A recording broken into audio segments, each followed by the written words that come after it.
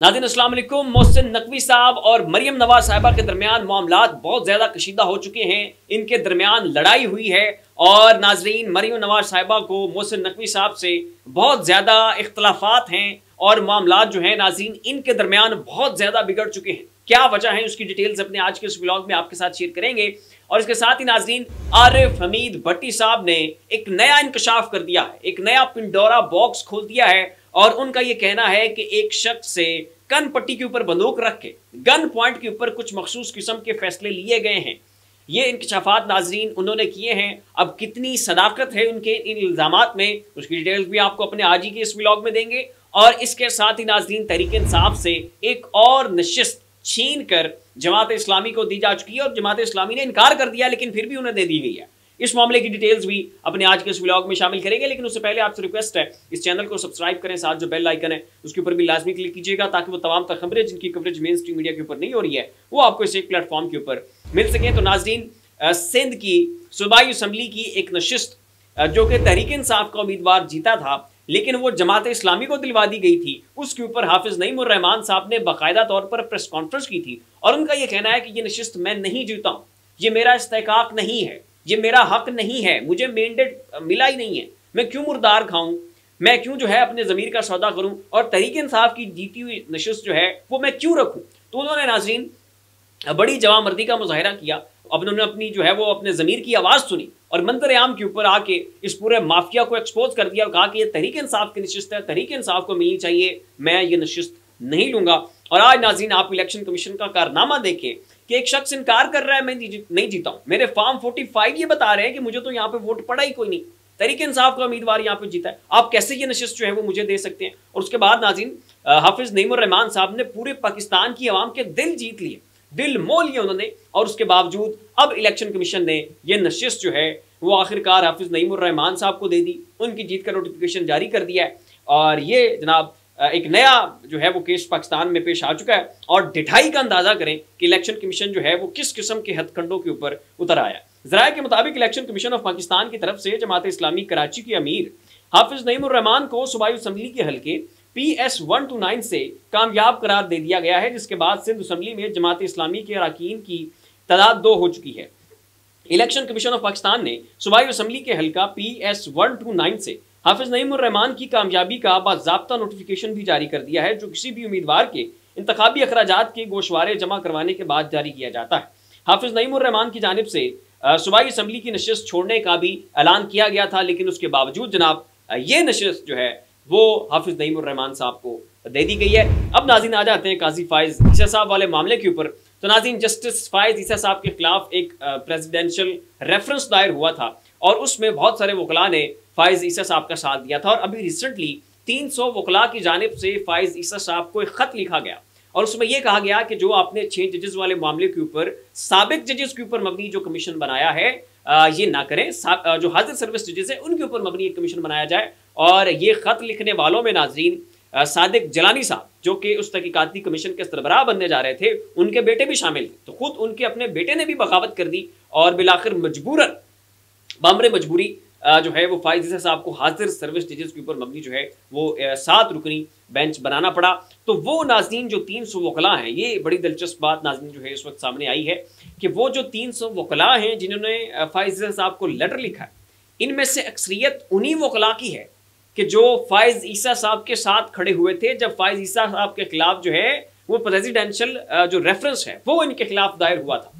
और वो जो 300 वकला हैं वो फाइज ईसा साहब के साथ खड़े हुए थे और पाकिस्तान की सहाफ़ी बरादरी इनके साथ खड़ी थी। पाकिस्तान का जो तजिया नगार तबका है, जो एंकर्स हैं, जो अखबार नवीस हैं, वो फाइज ईसा साहब के साथ खड़े हुए थे कि जनाब ये आपके साथ ज्यादती हो रही है तो हम आपका दिफा करेंगे। पाकिस्तान बार कौंसिल जो है वो बढ़ चढ़ कर सामने आई थी और उन्होंने फाइज ईसा साहब का दिफा किया था और फाइज ईसा साहब ने खुद बहुत बुरे तरह से बड़े लीथल वे में रिटेलिएट किया और रेजिस्ट किया और इस निज़ाम के सामने वो जनाब जो है वो सीसा फैलाई हुई दीवार साबित हुए और अपना जो मुकदमा है वो उन्होंने जीत कर दिखाया। बिल्कुल तारीफ जो है इस मामले के ऊपर उनकी बनती है कि वो एक बेगी बिल्ली बन के जो है वो किसी बिल में जाकर नहीं छुपे और उन्होंने तमाम तर हालात और वाक़यात का सामना किया, खुलकर सामने आया और पूरे पाकिस्तान को उन्होंने मोबिलाइज किया, पूरी जो हमदर्दी है पाकिस्तान की वो उन्होंने हासिल की। और उस दौरान नाज़रीन फाइज ईसा साहब ने अपने इस केस को एक अवामी मसला बना दिया और पूरे पाकिस्तान की जो तवज्जो है इस केस के ऊपर मरकूज कर दी, तकरीरें की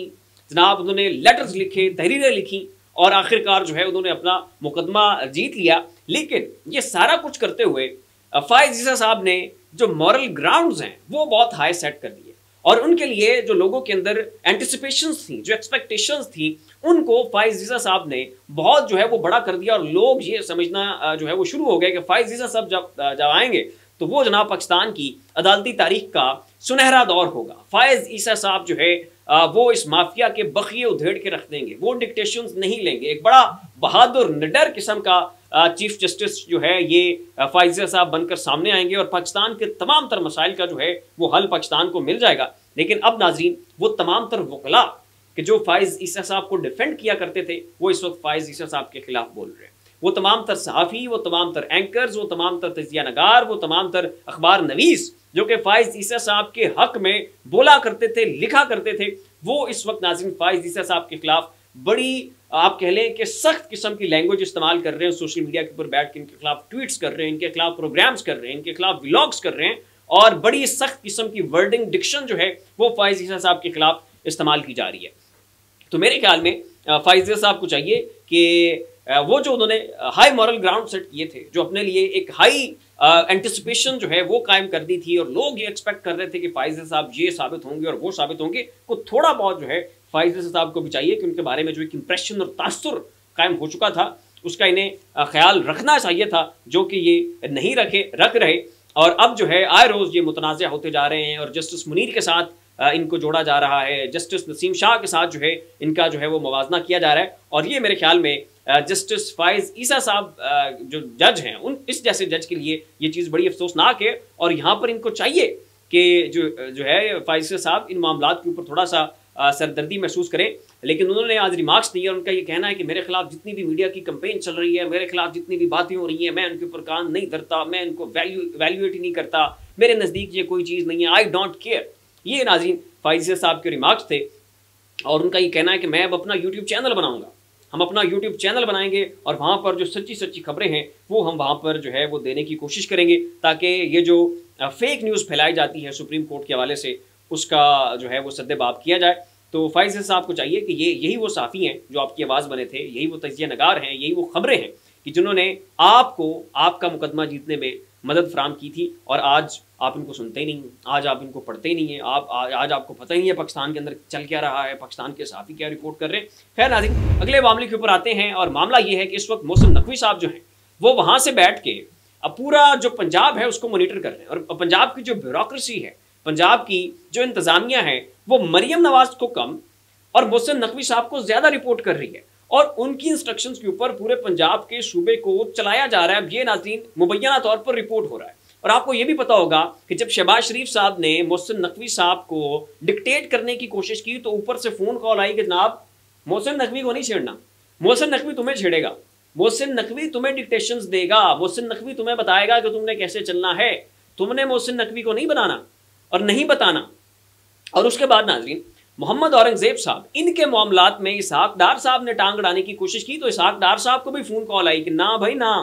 मोहसिन नकवी साहब को नहीं छेड़ना और मोहम्मद औरंगजेब साहब जो हैं इनको भी नहीं छेड़ना, ये नो गो एरिया है आपके लिए। और फिर अपने नवाज शरीफ साहब बड़े बाबूजी उन्होंने शहबाज शरीफ साहब को डिक्टेट करने की कोशिश की, उन्होंने मरियम नवाज साहिबा की मीटिंग्स को अटेंड करने की कोशिश की तो उनको भी जनाब इंस्ट्रक्शंस आए कि भाई हल्के की सीट नहीं बचा सके हो, तुम्हारी क्या वैल्यू है, तुम्हारी क्या औकात है, अपने कमरे में जाके बैठो और मरियम नवाज साहिबा को तंग नहीं करना, इनको चलाने के लिए हम हैं और जिसके साथ हम हैं उसे किस चीज़ का गम है। ये नाजरीन एग्जैक्ट वर्ड्स थे और नजम सेठी साहब ने भी जो है ये इस मामले को रिपोर्ट किया है। तो ये वो वजह है नाजरीन इस वक्त के मोहसिन नकवी साहब और मरियम नवाज साहिबा के दरमियान एक चपकलिश, एक टेंशन और पारा जो है वो हमें हाई नज़र आ रहा है क्योंकि मोहसिन नकवी साहब जो हैं वो वहाँ से बैठ के पंजाब को भी कंट्रोल कर रहे हैं, वो पूरे वफाक को भी कंट्रोल कर रहे हैं और मेरे ख्याल में वो पाकिस्तान में इस वक्त वज़ीर आज़म साहब से भी एक बड़ी अथॉरिटी के तौर पर जो है वो उभर कर सामने आ चुके हैं। अब नाज़रीन आ जाते हैं आरिफ हमीद भट्टी साहब वाली उस खबर के ऊपर और उन्होंने एक बड़ा दिलचस्प किस्म का इंकशाफ किया है और अजमल जामी साहब के टॉक शो में बैठ के उनका ये कहना था कि आप रिटर्निंग ऑफिसर मरीज से पूछ लें कि किसको गन पॉइंट पर रख कर उन्हें टेलीफोन किया गया और फॉर्म 47 पर मर्जी का इलेक्शन रिजल्ट लिया गया। ये सारी कहानियाँ अब खुल गई हैं ये नाज़रीन कहना था आरिफ हमीद भट्टी साहब का। पहले जरा जनाब आप ये उनका क्लिप सुने और उसके बाद इसके ऊपर बात करते हैं। एक आरओ से मिले मरी के, आरओ मरी, उसको कहो किसको गन पॉइंट लेकर तुझे फोन किया गया था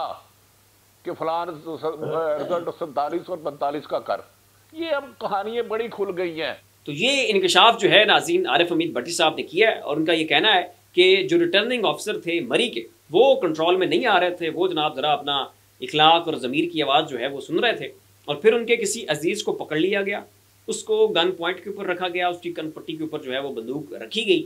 और फिर उसकी फ़ोन कॉल करवाई गई और फिर वो रिटर्निंग अफसर साहब जो हैं वो हाथ में आए और फिर उनके ज़रिए पूरे मरी के जो इंतखाबात के रिजल्ट्स थे उनको कंट्रोल किया गया और मैनिपुलेट किया गया। ये नाज़रीन कहना था आरिफ हमीद भट्टी साहब का। इन तमाम तर मामलों के ऊपर अपनी राय का इज़हार नीचे कमेंट बॉक्स में ज़रूर कीजिएगा। अपने मेज़बान को इजाज़त दीजिए, अपना ख्याल रखिएगा। अल्लाह हाफ़िज़।